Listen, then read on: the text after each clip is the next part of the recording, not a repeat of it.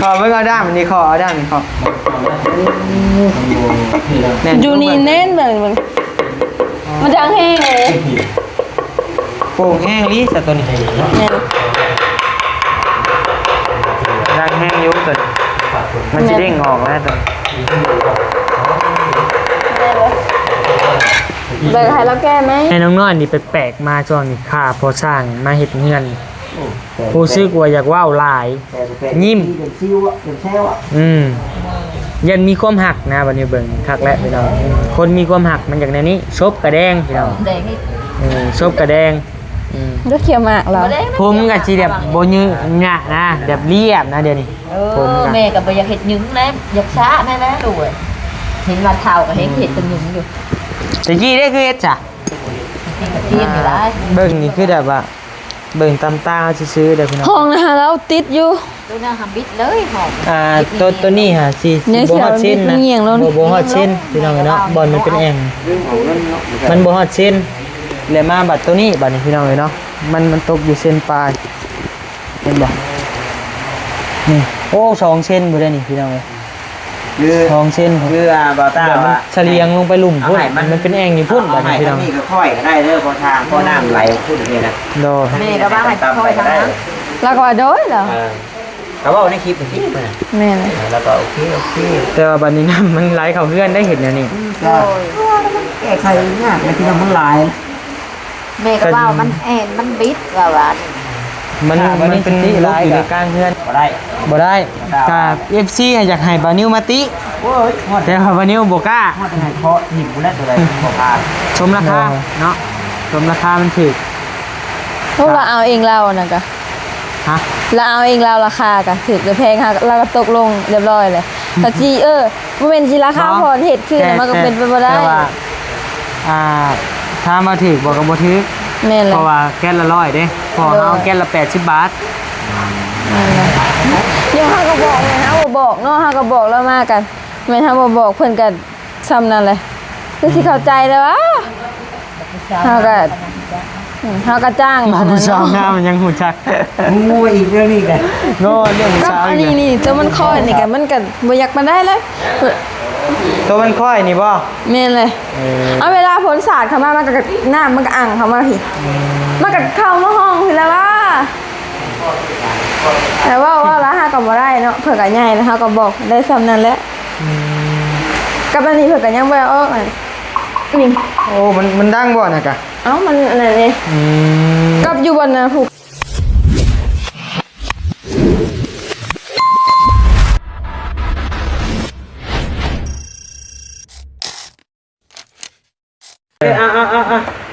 ปูแต่นางน้ำนี่ดีกว่าเอาลูกก้อนเลยหน่อยปูงามๆก่อนที่หัวเลยเอามาเปิดแล้วเลยแม่กับลูกกันยับเข้าใกล้ๆกันดีกว่ายับแม่ยับมาชะเม่ตกเลยพวกนี้อย่างไรได้พี่น้องนางโอ้นางล้มกันเลยน้อยยับมาหาแม่หน่อยเดี๋ยวจะไปนั่งเบื้องนั่นไม่คิดโอเคแม่เห็นแต่ข้อของพ่อแล้วแม่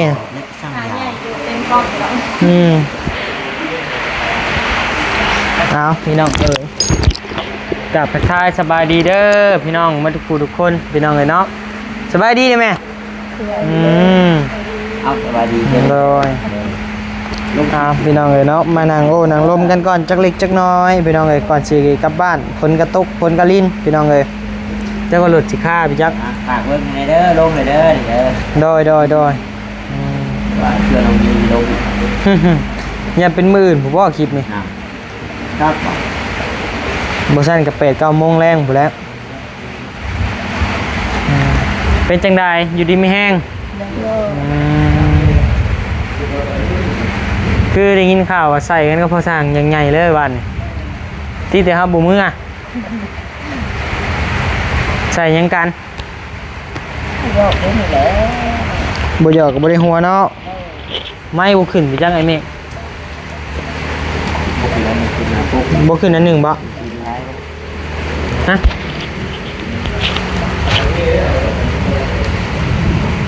น้อยบ่หมอนน้อย สามี หึ สามี บอก หมดตั้งแต่ตอนฝนตกแห้ง โดย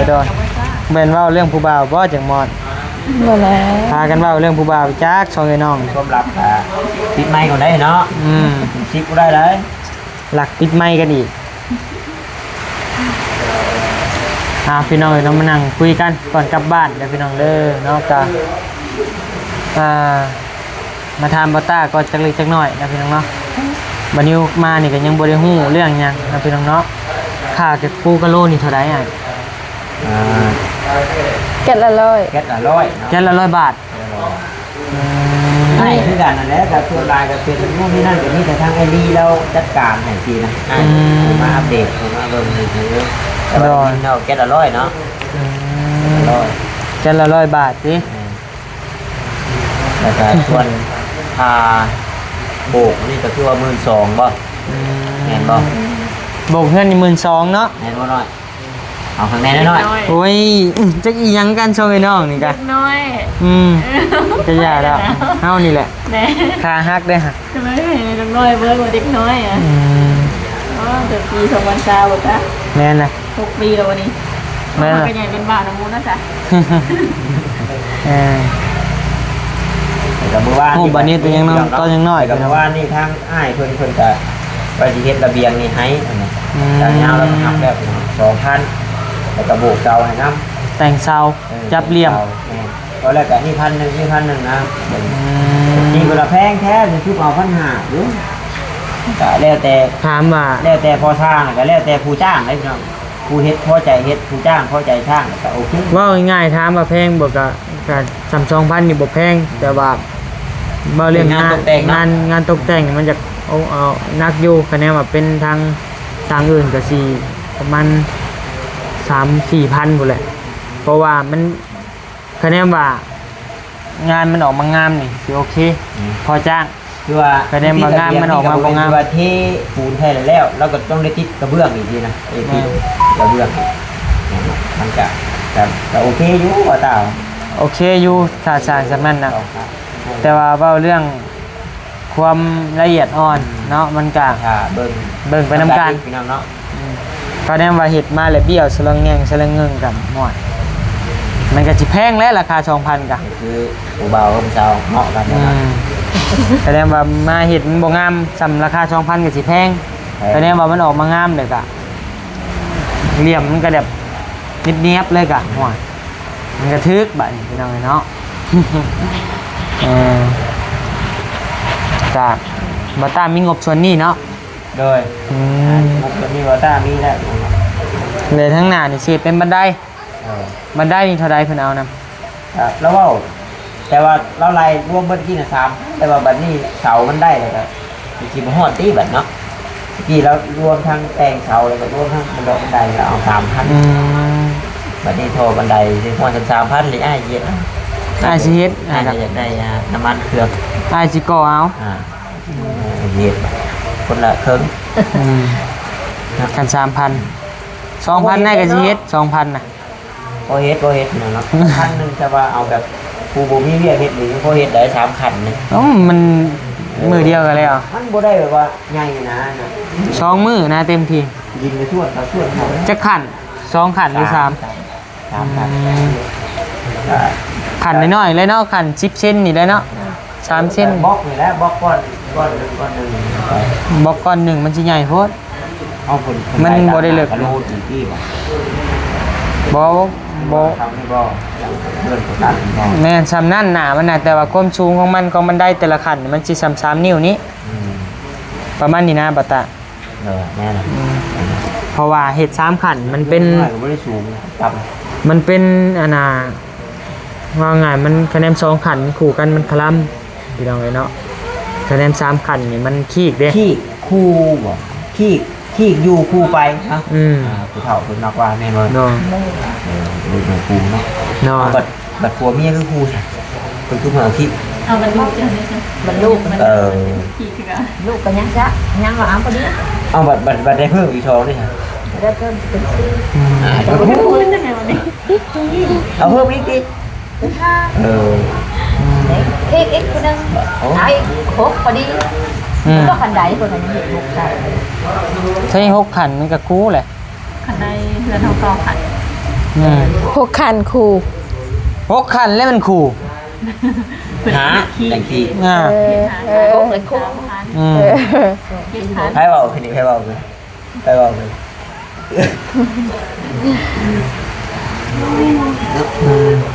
แม่น้องน้อยนี่แปลกๆมาช่วงนี้ค่าพอสร้างมาเฮ็ดเฮือนผู้ซึกว่าอยากว้าวหลาย ยิ้ม เป็นซิวอ่ะเป็นแช่วอ่ะ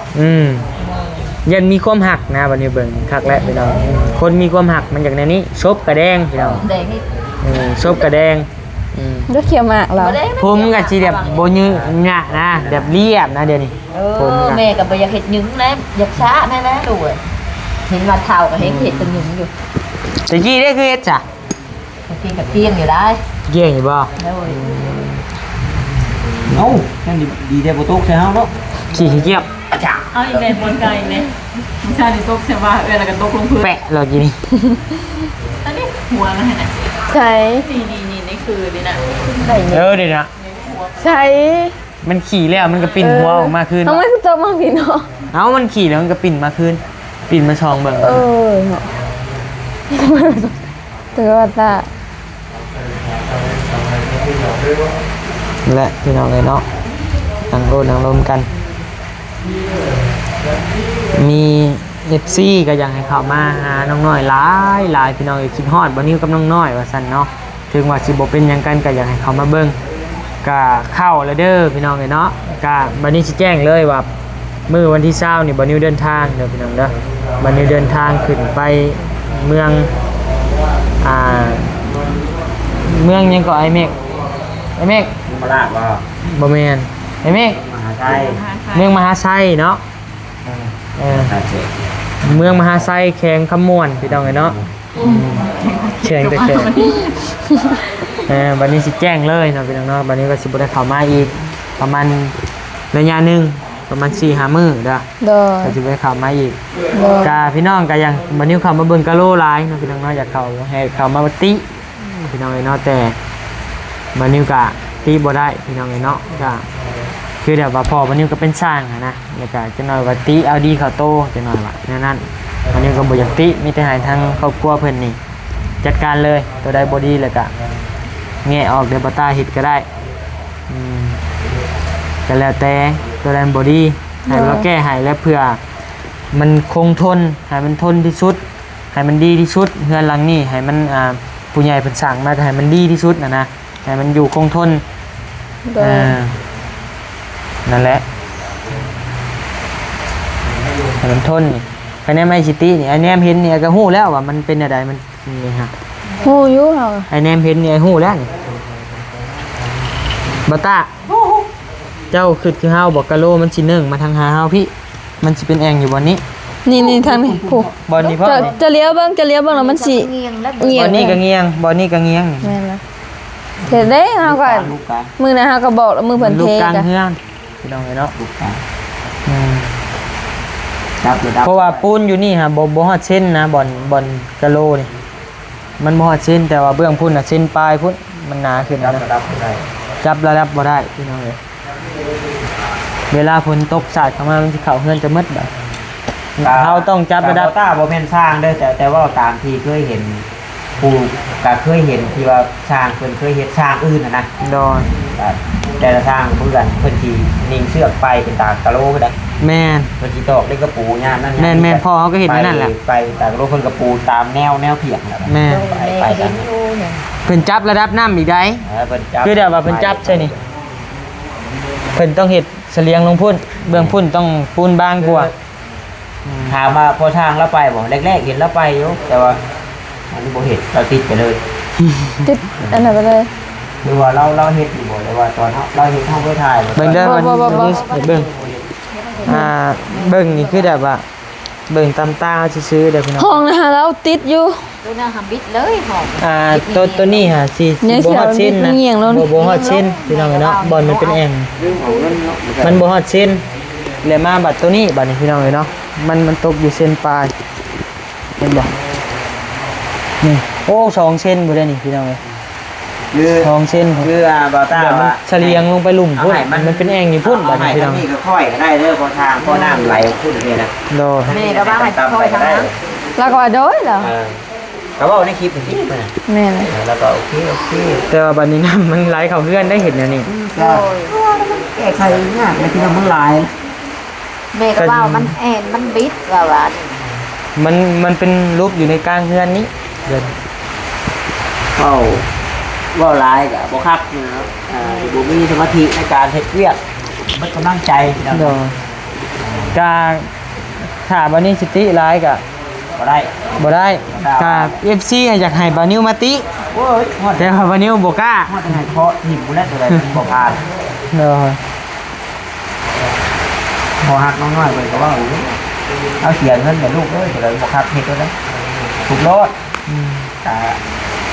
กระทุกก็ได้กระทุกก็คะแนนน้อยๆเป็นคนถูกเอง แม่แต่ว่าน้องน้อยถูกก็บ่อยากปานใดอีกเพราะว่าเงินของผู้ใหญ่เพิ่นซื้อกะโลให้เฮาเด้ ผมก็อยากให้เฮ็ดแบบว่าอะไรนะพี่น้องเนาะคืออยากให้บอกกันดีๆแล้วก็แก้ไขกันดีๆนี่แหละว่าตัวนี้มันบ่คักเด้อเดี๋ยวมันมีเด้อตัวนี้เพิ่มเอาเด้อนั่นนี่เนาะ จะยาแล้วพี่น้องเอ้ยเนาะบัดนี้มันได้มาหันนี่เลยเด้ นั่นแหละเนี่ยว่าก็อยาก คะแนนลื่นนี่มันก็ได้หมดเลยแหละ โอ้ยมันเสียหายหลายนะพี่น้องเนาะเสียหายหลาย คะแนนลื่นได้ทั้งหน้านี่ก็มันสิมาจับระดับใหม่อยู่นี่บัดนี้ พูดแล้วบัดให้สิเป็นตะลุกพูดแล้วบัด มันสิเป็นตะลุบอยู่นี่บัดนี้ตัวนี้มันสิเป็นประมาณนี้แหละปูน เพราะ แค่นี้ นี่ ก็ ก็ ต้อง ก็คือว่าตาเว้าแล้วแต่ว่าเห็นเพิ่นไปเป็นตากะโลได้เพิ่นสิลิงเสียบไป จับระดับน้ำพร้อม แล้วก็ปูตามแล้วเชือกมาแล้ว แม่ แล้วเชือกไป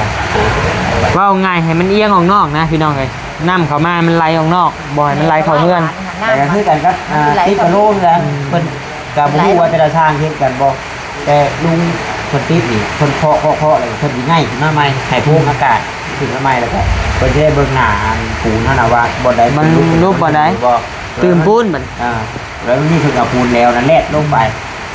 ตึกลงใหม่ พอบัดนิ้วปูน่ะอยู่เฮือนบัดนิ้วน่ะรถดุดก็ขึ้นไปได้บ่แม่นว่าขี้โม้พี่น้องเอ้ยเนาะรถดุดก็ขึ้นเฮือนบัดนิ้วได้ตะกี้รถบัดนิ้วนี่ขึ้นจอดอยู่เทิงเฮือนผมแม่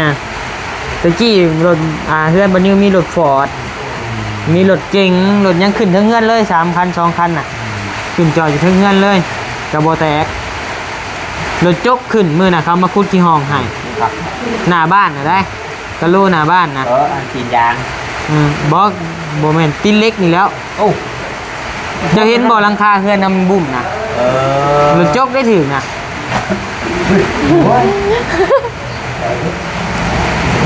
แม่ ตัวเนี่ย แต่ว่าตัวนั้นก็ หลายคนหลายเป็นหลายทางก็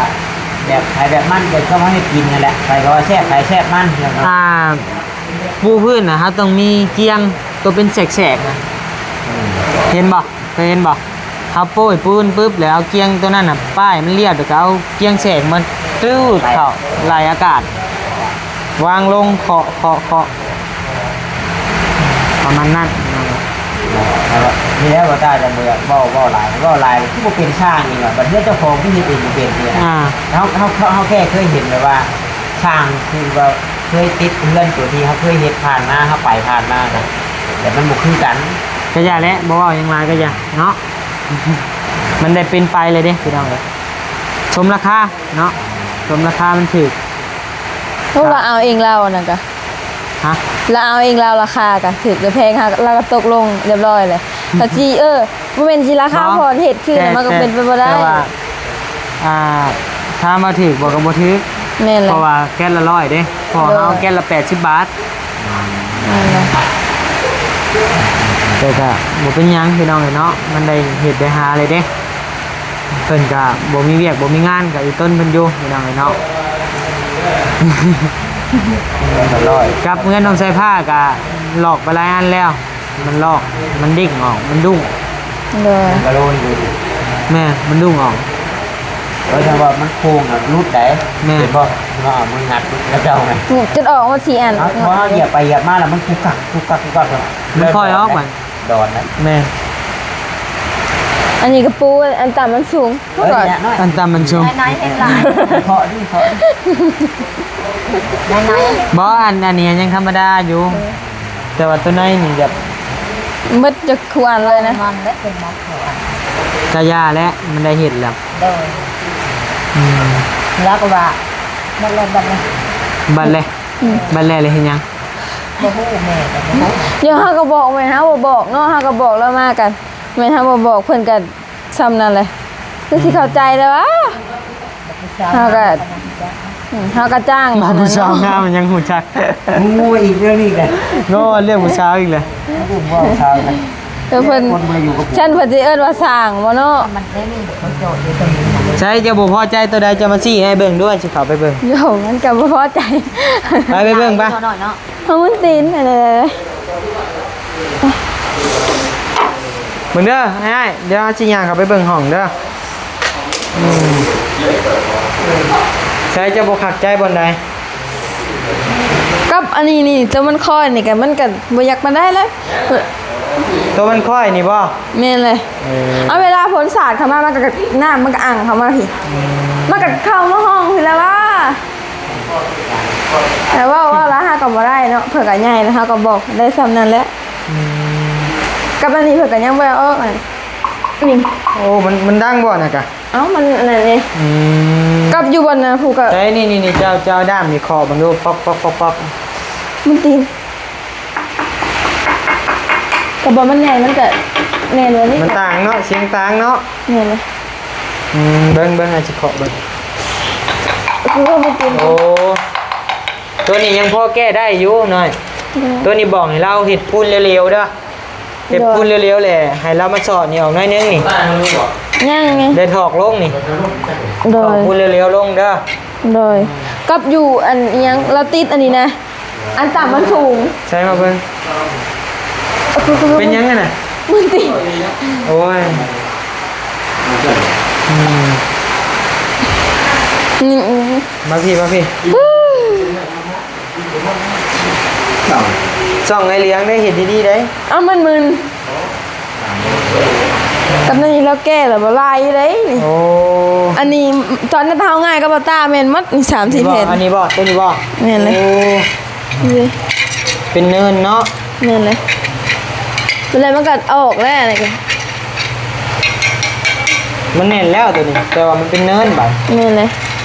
มันต่ำมันสูง เพิ่นก็สิบ่เบิ่งแน่บ่เฮ็ดว่า อ่ะได้เป็นโทษข่อยบาน แตกบอกมันเป็นโน่นได้มันยันมันสิเป๊ะสะดุด อย่าทำเตะอะไรอีกอย่างมันก็เป็นอันนั้นเป็นอันนั้นเขามาพี่เด้ ไปเบิ่งหน่อยดู ด้วย ใช้บอลได้อีก สบายดีได้ นี่นะมาละถง เมื่อไหร่วะใช้ นี่ บอลได้ นะเราแก้แล้วบ่ ฉุกเฉินได้เราด้วย เราแก้แล้วบ่เนี่ย เอาด้ามมันแม่ขอ นี่อยู่นี่มัน กลางมาก่อน นี่นะอันต่ำมันสูงนี่มันนี่ โอ้อันตามมันสูง มันอยากอันนี้ไปหักเครื่องอ่ะนะผม ไม่กูดิ้น เราบ่เบิ่งว่าเวลาเราติด เดี๋ยวใส่ยัง เฮาก็บอกแล้วว่าให้เราแก้แต่เรายังบ่เห็นแก้เฉย เอาออกมาเบิ่งดูอ่ะนะฮะ อะไร อันเกียงน่ะ อู้มากันจนเครื่องผิดแล้วเนาะพี่ นี่ไอเห็นอยู่บน นี่บ่ ขอเบิ่งดูค่ะขอเบิ่งเอาด้ามนี่ขอเอาด้ามนี่ขอแน่น อยู่นี่แน่นเลยมันจะแห้งเลย โป่งแห้งลิสัตว์ตัวนี้ แน่น ดังแห้งอยุ่ตัวนี้มันจะเด้งออกแล้วตัวนี้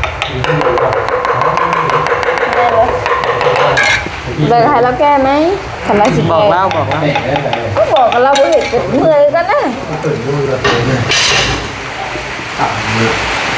ว่าเรื่องยังกันเดี๋ยวนี้ บอกเนาะผมมาเป็นเก้าบอกว่าเป็นเก้าแล้วคือ มันเก่าป่ะเรียกชื่อได้ไหมยาวนี่ มันคือเลย พันเดียวบอกให้ยาว นี่กับท่านนึงอันนี้ก็เพลงกวนนะตัวละตะกี้บอกนะบอกผมว่า1,200เพลงบอกว่า1,200เป็น900 เขาเคยชื่อ1,400 นี่นะ อืม จำได้เลย มันเปิดค้างได้ เพลงเลย ชุดแล้วเพิ่นผู้เดียวนี่นะ ข้างในไว้พอพี่เล็กดอกบ่นุ่มเดี๋ยวตัวนี้ซ้ำนี่ ได้เนาะ โอ้บ่คักเสียนี่กะ โอ้ถึงเรา บ่กระนอกเฮาพุ่นคัก ใส่แต่เพิ่นได้รู้จักต้องมีปันได บ่นวมของเฮามันคืออันมันหนาได้ไอ้นวมหนาได้ โอ้ตัวคือเป็นล้านเนาะราคาล้านกับประคงเสีย 1,800นึง โอ้เปลี่ยนไปโอ้เรื่องนี้ก่อนนมอ้ายได้3ก้อนกูลูกหน่อย4ลูกครับ 4,200แล้ว มองกันอยู่ได้หนึ่งเนาะ บ่คักอันนี้ตัวนั้นคักฟังเพลงได้พร้อมตัวน่ะ ทำเพลงก็ได้ กระนอกเฮาน่ะเนาะไอ้ยาว ต่อระบบเนาะเลยเนาะ มันก้นเด้ ดีเนาะนักดูก่อน โอ้สมควรอยู่หน่อยเนาะจะยาแล้วไอ้ได้จ้ะบอกเอาเบิ่งเอา บอกหลายเถื่อเนาะคนใหญ่บ่อ ค ยาน ก ทุ บบ อก เลย ห ไป ลายเถื่อ จ้ะ เขา คนทุบรถ บ่แม่นเงินเฮาสิเพราะว่าเฮาก็บอกอยู่เป็นเฮาบ่บอกเพิ่นยังหรือว่าเพิ่นยังทันได้แก้บ่ได้ว่าแนวใด มันกระยาเต้ตัวนั้นแม่ว่าแล้วมัดตัวนั้น จักแล้ยามเวลาเพิ่นแก้ให้ ไปโอเคได้แหละเนาะไอ้เมื่อก่อนบัดนี้อยู่ดีไม่แห้งเด้อ บ่ ขนมกาใหม่กินเลยกินโลดบัด ใช่ เห็นอยู่วะเอ้าก็เอามาตอนกินข้าวเนาะเอ้ยอ่าอันนี้ฮะยังเหลือถุงหนึง ของแม่ อ่า น้อยให้แม่นี่ไงล่ะค่ะ อ่ากินจนหมดยังคามหาอยู่ อันนี้ก็คือเราตายใบเชิงนี่เนาะเราเจียนคือใบเชิง ไปยายเลยตีลายโอ้ย อยู่เฮาก็เสียเงินกันเฮาก็จ่ายเงินบ่แม่นเฮาบ่จ่ายเนาะเฮาก็จ่ายบ่ได้เงินเฮาบ่ได้เอาใบใหม่จ่าย